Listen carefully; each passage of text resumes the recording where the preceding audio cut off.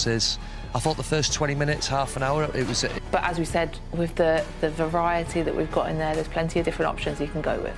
Yeah, well, it's not only just the personnel in terms of variety. I think that we've got players in this squad that can play in different positions. Ruben's already spoken very highly about Mason Mount, about he's a player that can play in multiple positions in this pitch and fits this system that he wants. Diogo Dalot is another. He spoke in his pre-match press conference about how Dalot is most effective on the right. He can play on the left. He can play as an inverted winger. He can play that centre-back role if needed. Mazraoui is another one. How important is that, if he's going to introduce this system of 3-4-3, to have these players that can pick up different places in the pitch? They're not just nailed to one position.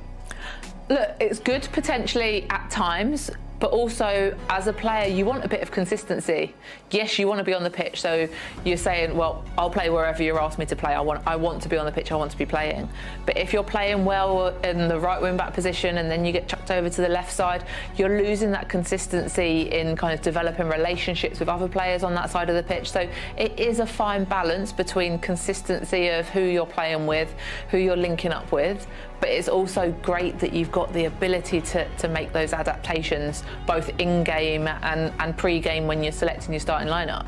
Yeah, and what I'm finding really interesting is that wing-back role, the fact that he's given Anthony the opportunity on Thursday night to see how he plays in that position. Ahmad, of course, the game against Ipswich here today. Malacia returned, Diogo can play there. But what I find interesting about him using the attackers is people might not associate Anthony as a defending player. He's clearly good on the ball, very skillful, likes to be higher up the pitch, similar to what we've seen as Ahmad. But Ahmad, especially today, we saw it against Ipswich, one of the brightest performers out on the pitch.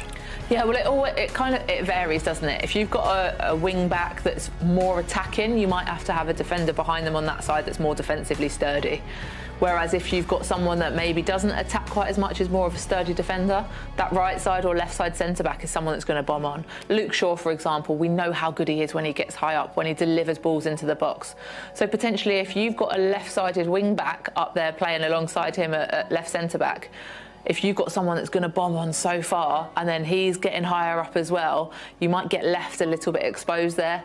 I mean, you can cover round, there's ways around it, but it might just work on kind of the balance of who's your outside centre-back and then who are your wing-backs, and that's where relationships come into play. And that's a really good point in terms of dependent on the opposition you are playing. You might go with two defensive wing-backs rather than two attacking, and if you need to change the game and need goals, of course you'll put your attacking players on the pitch.